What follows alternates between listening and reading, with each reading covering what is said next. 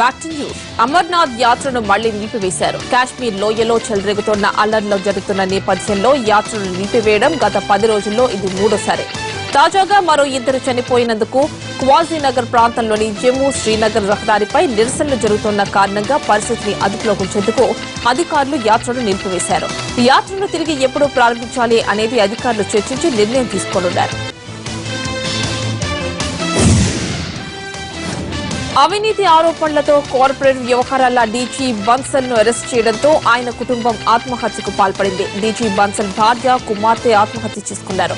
ఢిల్లీ ప్రతాప్ గంజ్ లో నీల్ కాంత్ అపార్ట్మెంట్ లో నివసించేవారు అవమాన భారంతో ప్రాణాలు తీసుకున్నారు. లంచం తీసుకున్నారంటూ వారం క్రితం బన్సల్ ను సీబీఐ అరెస్ట్ చేసింది. అప్పటి నుంచి కొంత ఆందోళనతో ఉన్నవారు ఇవాళ ఆత్మహత్యకు పాల్పడ్డారు. అమెరికా అధ్యక్ష ఎన్నికల్లో రిపబ్లికన్ల అభ్యర్థిగా డొనాల్డ్ ట్రంప్ ఖరారయ్యారు. రిపబ్లికన్ పార్టీ ట్రంప్ అభ్యర్థిత్వాన్ని కొద్దిసేపటి క్రితం ప్రకటించింది. పార్టీ నిర్ణయాన్ని ట్రంప్ స్వాగతించారు. అమెరికా ఫస్ట్ నినాదంతో దూసుకుపోతామని, ప్రజల ఆశలు వమ్ము కానివ్వమంటూ ట్వీట్ చేశారు.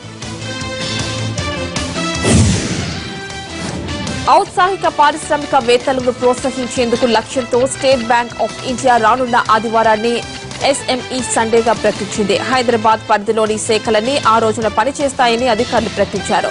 స్టార్టప్ ఇండియా, స్టాండప్ ఇండియా కార్యక్రమాలకు ఊతమిచ్చే లక్ష్యంతో కార్యక్రమాన్ని నిర్వహిస్తున్నట్లు ఆయన తెలిపారు.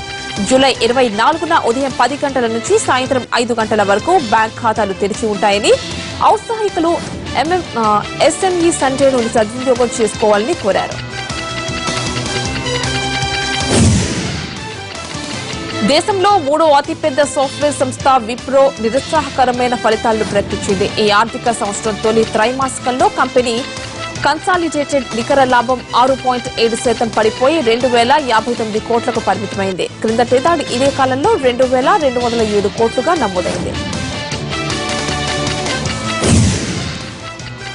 4వ విడత పసిడి బాండ్లను కొన్న వారికి ప్రభుత్వం శుభవార్త ప్రకటించింది. బాండ్ల కోసం ఇన్వెస్టర్లు చెల్లించిన డబ్బు ఎక్స్చేంజ్ లేదా ఇండియన్ క్లియరింగ్ కార్పొరేషన్ నుంచి రిజర్వ్ బ్యాంకు బదిలీ అవ్వాల్సి ఉంటుంది.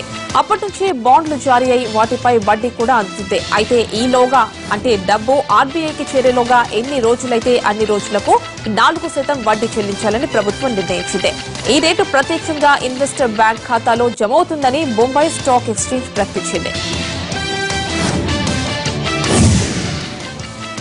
ప్రపంచవ్యాప్తంగా కోట్లాది మంది అభిమానులు ఎదురు చూస్తున్న సూపర్ స్టార్ రజనీకాంత్ నటించిన కబ్బాలి చిత్రం విడుదలపై స్టే విధించలేమంటూ మద్రాస్ హైకోర్టు స్పష్టం చేసింది.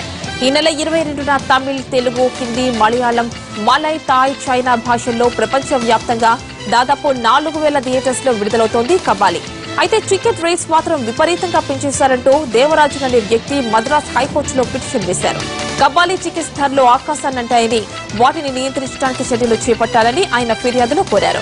మూవీ విడుదలను తాత్కాలికంగా స్టే విధించాలని కోరారు. ఈ మేరకు కేసును విచారించిన న్యాయమూర్తి కృపాకరన్ కబ్బాలి చిత్రంపై స్టే విధించడం వీలు కాదని స్పష్టం చేశారు.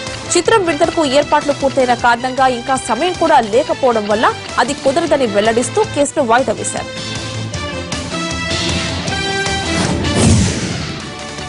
రజనీకాంత్ లేటెస్ట్ మూవీ కబ్బాలి రిలీజ్ నాడు తమిళనాడు, కర్ణాటకలోని కొన్ని కంపెనీలు ఆఫీసులకు సెలవులు ప్రకటించేశాయి. ఎలాగూ సినిమా చూడటానికి ఉద్యోగులు సిక్ లీవ్లు, ఫోన్ స్విచ్ ఆఫ్ చేయడం, మాస్ బంక్ కొట్టడం లాంటి పనులు చేస్తారని ముందుగానే ఊహించిన కంపెనీలు హాలిడే ఇచ్చేశాయి.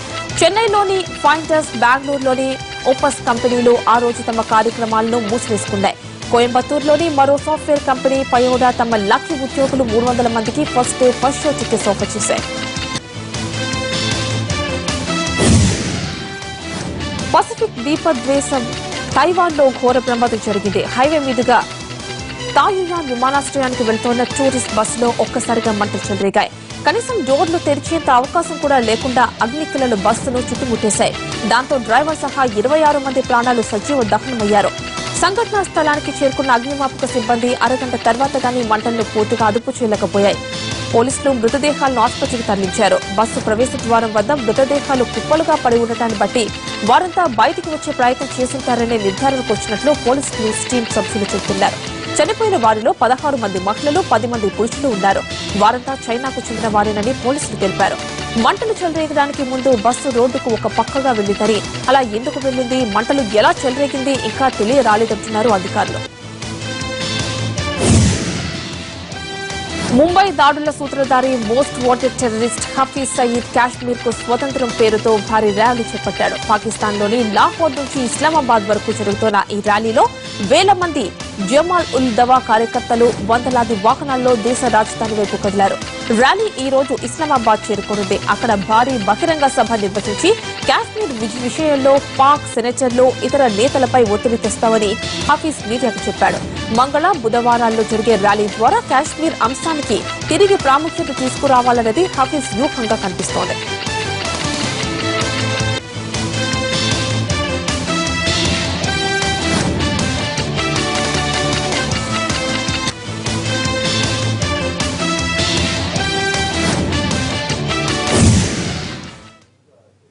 బులెటిన్ ముగించే ముందు హెడ్లైన్స్ ఒకసారి చూద్దాం. అవసరమైతే ప్రైవేట్ బిల్లుకు మద్దతిస్తామన్న టీఆర్ఎస్, నెగ్గించుకునేందుకు సర్వశక్తులు ఒడ్డుతోన్న కాంగ్రెస్. ఢిల్లీలో విశ్రాంతి తీసుకుంటోన్న తెలంగాణ సీఎం, ఇవాళ సాయంత్రం హైదరాబాద్ కు కేసీఆర్. సుప్రీం వ్యాఖ్యలతో రాహుల్ పై ఒత్తిడి, ఆర్ఎస్ఎస్ పై మండిపడుతోన్న కాంగ్రెస్. ఉత్తరాదిలో వరదల ఉధృతి, ప్రమాదకర స్థాయిలో నదులు.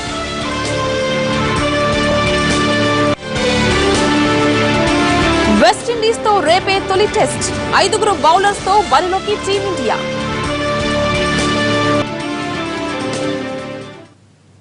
ఇవి 30/60 విశేషాలు. మరి కాసేపట్లో లైవ్ షో టెలికాస్ట్ అవుతుంది. నమస్తే.